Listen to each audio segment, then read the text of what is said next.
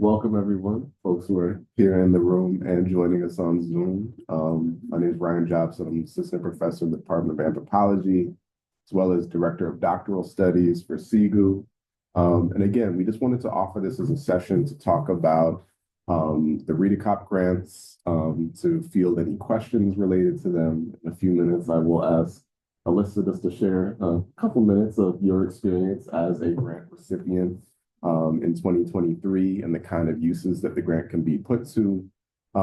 This is an overview, again, sort of the Redekop family environmental research grants support research in a variety of environmental and energy related topics that we cover. You can read the full list on the screen in front of you.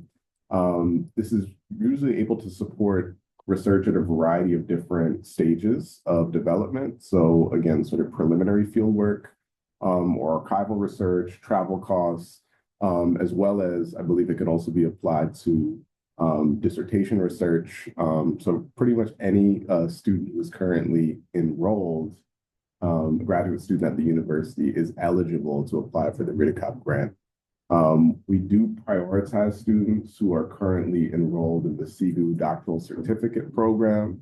That doesn't mean that it is exclusively offered to students who are currently doctoral certificate recipients or those pursuing it. But certainly also that falls under the remit of my role as Director of Doctoral Studies. So also if you're not yet pursuing the doctoral certificate but would like to, you're welcome to reach out to me to gather more details.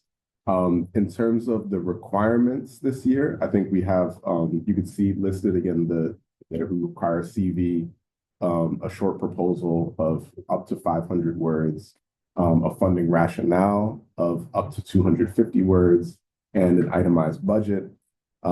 This year Tess just alerted me that we're requiring a title, which is really for our bookkeeping purposes, that we can keep the list of recipients robust and also speak to the work that you all have been doing, as well as an abstract for your projects. The final, and I would say in some ways, the most important is the letter of recommendation, not because we weigh it the most, but because you should ask early. And I say this as a faculty member, please be generous to us. And when you are deciding to apply, try to locate someone as early as possible so they can write a very strong letter on your behalf.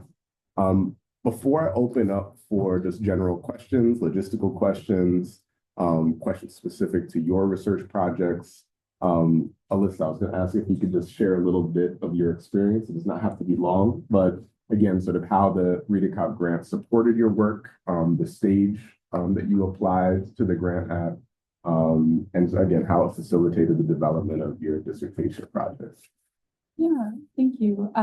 So hi everyone in the group. My name's Alyssa. I am now a fourth year in the anthropology PhD program here. And in my work, I focus on basically a land defense movement against renewable energy in the mountains of Greece. And when I received the Redekop grant, I had just finished my second year. So I was finishing up coursework, and I was embarking on a longer preliminary field trip. So I ended up spending 6 months in my field site. And the Redekop grant at that time really helped me, one, to be able to afford to spend such a long time in the field. I believe it covered my flights, my visa application, and some of the temporary accommodations that I needed to do that work, which kind of set me up to make the kind of connections with interlocutors that I needed to get a sense of what things actually looked like on the ground in my field site before coming back to continue my third year. It was really a kind of crucial kind of trip for me. So yeah, it's a really helpful grant. Perhaps we can just then open it up for any questions. I will be happy to answer whatever I can. I'm sure Alyssa can fill in on any other questions related to the applications of the grant and the research process more generally. Yes.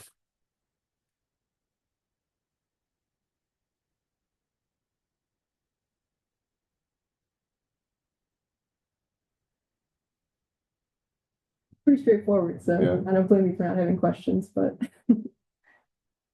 I have a question that I think I know the answer to, sort of, but it's about like priorities for your grant, like, how do you like think about what counts as like environmental, or like how the project approaches environmental questions? Because there's a way in which my project, I'm kind of forcing an environmental question because I care about it, but I'm still working on that. And then also like, is there anything within is there any specific you're like prioritizing for funding, like travel versus like, buying required books or software? It's an excellent question. I feel like I can answer the former better than the latter, which is to say that my familiarity with the history of this grant is that we've interpreted environmental in the broadest possible sense. And I think that also follows the remit of CEGU more broadly, right? That we're thinking about natural and physical environments, we're thinking about built environments. I would,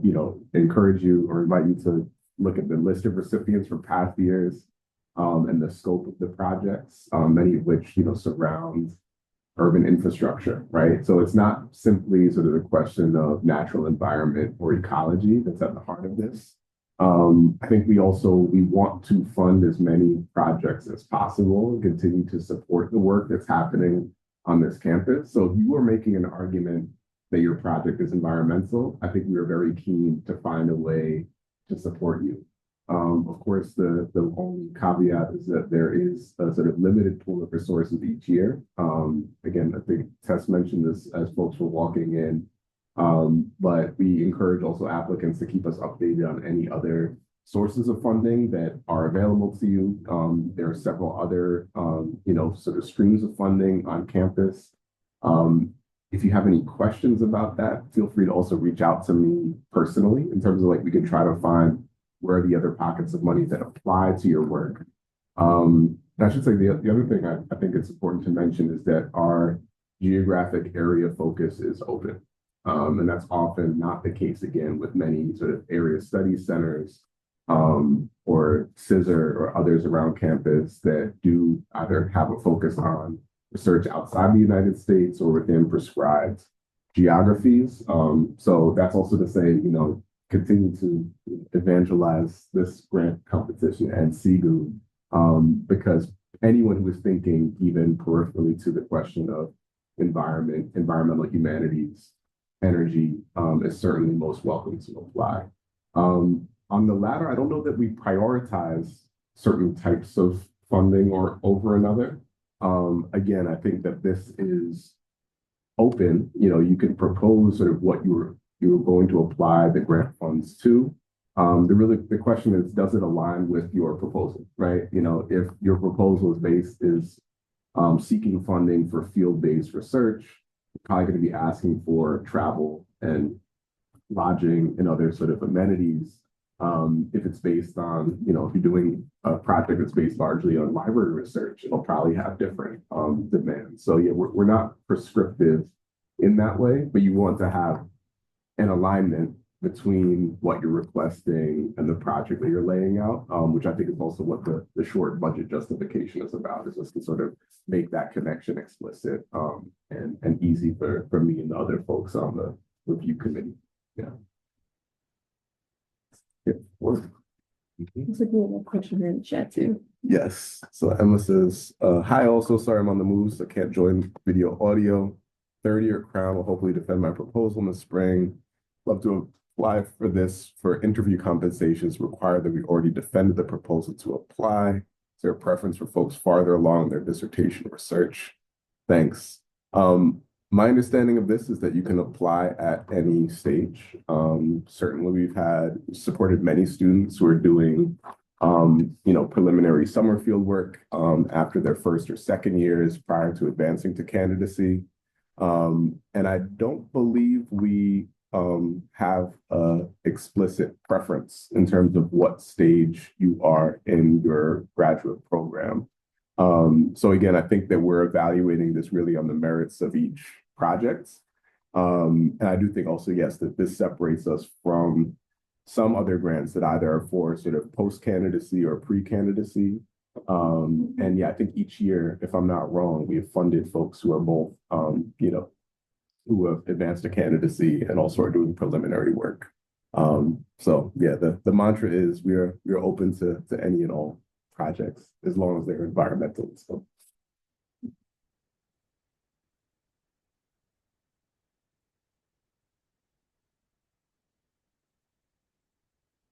concerns, things specific to your projects that you want to know if we can be useful to it. Yeah. Is it a requirement that the project be related to history? That is a good question. I don't believe we have anything in our language that says it must be.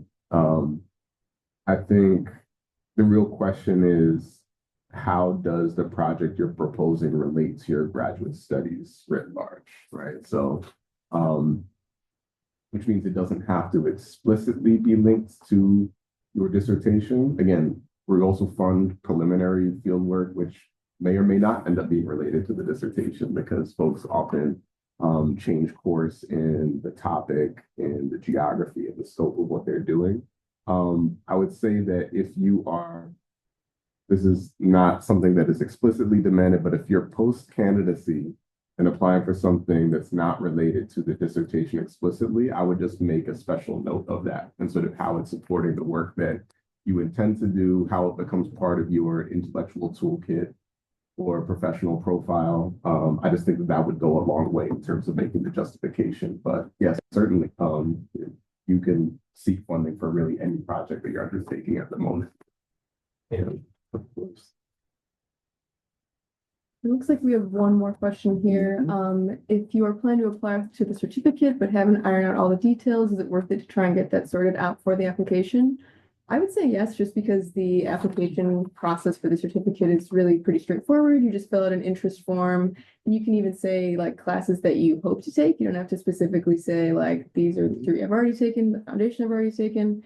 Really, if you just show interest in it, you're kind of accepted to it. So I would say it's worth applying to just because it is taken into consideration with the committee. Yeah, I would encourage it as well. Again, it's as simple as submitting the interest form. You can also email me and Tess if you're interested in gathering more details. And I'll also say we're still at a moment where CEGU is in its, kind of initial, I don't know if we're still in our initial half decade, we're close. We're new. For Yeah, sure, yeah. that we still have been very generous about allowing courses to count for the certificate, that you can, petition to have courses that you've already taken, be counted as requirements. That's something that Tess and I go through quarterly, I guess, to look at those proposals. And for the most part, they approved it. It's a kind of egregious example. So I have not seen any that haven't been approved yet. Yeah.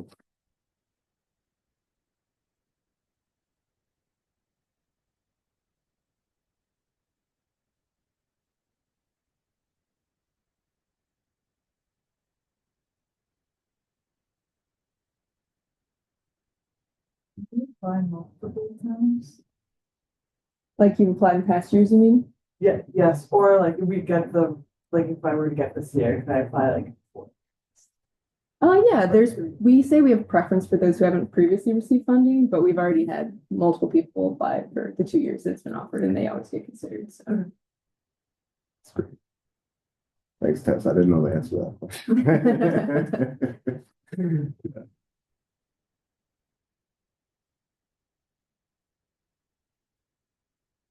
Well, you guys should all have like 10 cookies then before we close out.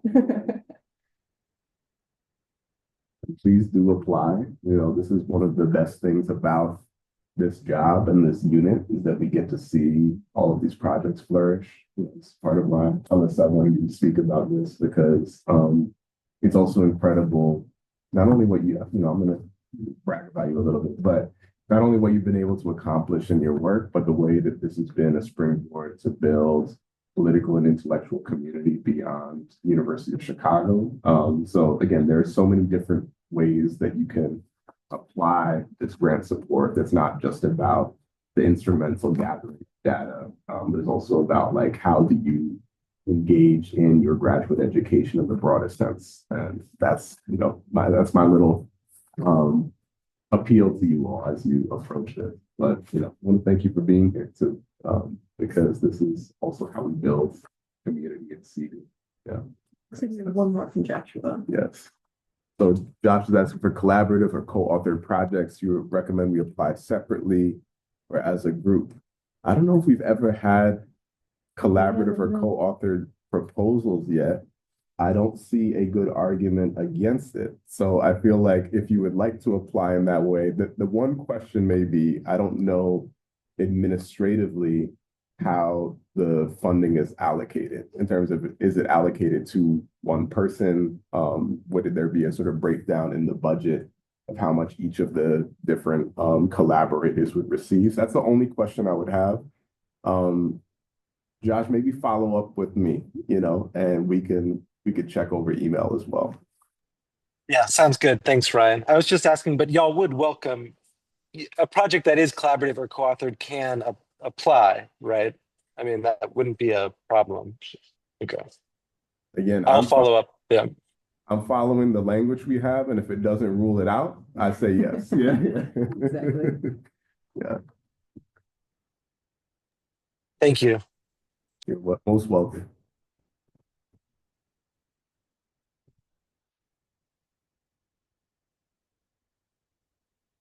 Good. Sounds good to me. Yeah. Enjoy the coffee and cookies. Please take a few for the road. Yeah, please. And stay warm outside because it's still not treacherous, but there's a little precipitation today. Thank you.